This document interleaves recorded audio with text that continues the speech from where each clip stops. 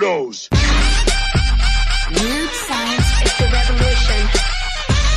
Weird science is the revolution. Hello, everybody, and welcome back to the Weird Science Comics YouTube channel, where I will be reviewing Fury #1, written by Al Ewing, art by Scott Eaton, Cam Smith, Tom Riley, Adam Kubert, and Roman Rosanas. And I think this is going to be a pretty quick review, mainly because I hit record and realized I have to go to the bathroom. But it's also because it's one of those issues that, while it's oversized, a lot of the charm is from the art itself, and that's something that you'll have to check out on your own. But I will tell you what I think. And I at least try to review all the new #1s coming out each week. So here I am reviewing Nick Fury #1 from Marvel. I guess I could lie and tell you that I've been waiting with bated breath for this issue to come out. That'd be a lie. Or I could pretend that I am a huge Nick Fury fan. Another lie. But I'm not going to fake the funk here. I'll tell you, though, that I do try to review the #1s because it's the best way for me to find some new good books that I would have otherwise had fallen through the cracks. And believe me, I need some good books these days. So, was Fury #1 good enough to recommend, even to those like myself who may not have checked it out otherwise? Well, let's find out right after I ask you to subscribe to the channel, like the video, enable notifications, and let me know what you thought of Fury #1 in the comments below. And maybe you can guess if I peed my pants while I was reviewing this. I might have to reveal that by the end, right? We'll see. Fury #1 is an oversized issue, and there is a lot going on here. We get a wraparound story involving Nick Fury Jr. chasing down the Zodiac Key, which I think we last saw in Amazing Spider-Man, and a new nemesis, Scorpio, who's pretty cool. It all's pretty cool. It's pretty cool spy stuff, taking us from the bottom of the ocean to the surface of the moon, which is where Nick's father, Nick Fury, has been hanging out. In between all of this, Nick does some deep dive research into his father's connection to the Zodiac Key. And of course, that always means just reading old Nick Fury Agents of S.H.I.E.L.D. comic books. And in the issue, I kind of thought, that's a little silly. But overall, I think by the end, I thought, that's kind of a cool way to show some OG Nick Fury adventures. You get the Howling Commandos, all that. The problem I have, though, is that while I love the first flashback story, and I'm telling you, I love the first flashback story, it's kind of bored by the second one. And I thought that maybe it was just the oversized issue being a bit too much for my stupid little brain to get through in one sitting, because that does happen. I have a little teeny brain. But when we get back to the present day stuff, I was back on board. So it was just me being bored with that second flashback story. As far as all this goes, though, the one shot, it does set up a bunch of interesting things. And while I wouldn't have been thinking about this beforehand of something, that I might be into, but by the end of this, I'm like, I don't know. I'm kind of into this. And I am interested in seeing where Al Ewing goes with all of this going forward. Plus, and here I'm going to grab a cliche phrase from my Reviewers 101 book.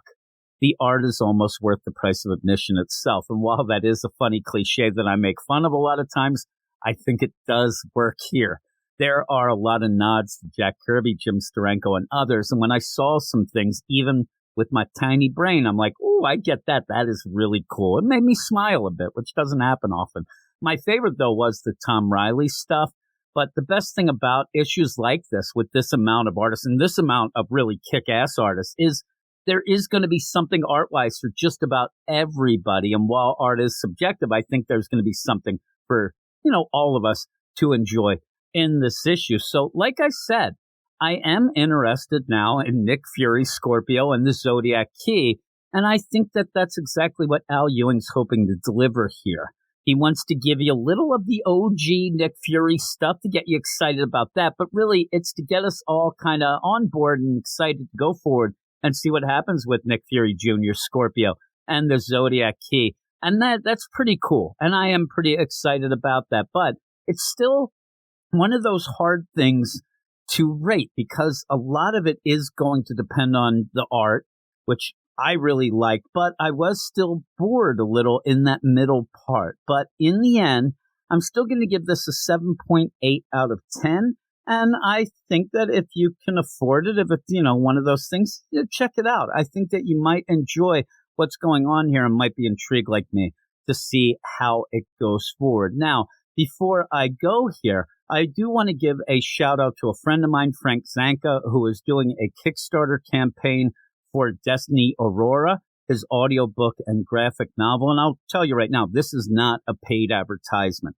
What it is that I like to help people out because, especially here at YouTube, because I'm kind of new to the YouTube game, I had a lot of people that did help me out, you know, kind of learning the things and getting involved and whatnot, and even inspiring me to do it. So I like to pass that along as well. So I want to give a shout out to Frank. I'm going to put a link in the show notes for his Kickstarter, which actually has already been funded, but still has 18 days left as I'm recording. So at least you know it will happen. And it's really cool. It's a sci-fi adventure. And I don't know, I never actually had somebody say, hey, by the way, I'm doing a graphic novel and audiobook. So that's kind of a cool thing because, you know, that pesky thing called reading, it gets in the way of enjoyment sometimes. You can go, but I do want to give that shout out and pass along some of the love that people have done and given me help and all that all wrapped up into one. So go check that out. Like I said, the link will be in the video description, but that's it. And you're still going to have to be left guessing. I think that you might be able to tell that I'm talking really quick by the end here because I do have to go. But all of that, I still wanted to give you a bit of a review. Next time, maybe I should just realize that you don't have to hit record or you could stop, right? But who likes that? I like to roll the dice a lot of times is what I like to do. It keeps things interesting. But I'm telling you, I'm saying this. My wife is standing right next to me because she heard me. And she's just there cross-armed shaking her head at me. Ah, yes, that is life, isn't it? But thanks, everybody. I hope you enjoyed the review. All of that. Let me know what you thought of Fury #1 in the comments below. And I will talk to you all later. You are all weirdos. Weird science is the revolution. Weird science is the revolution.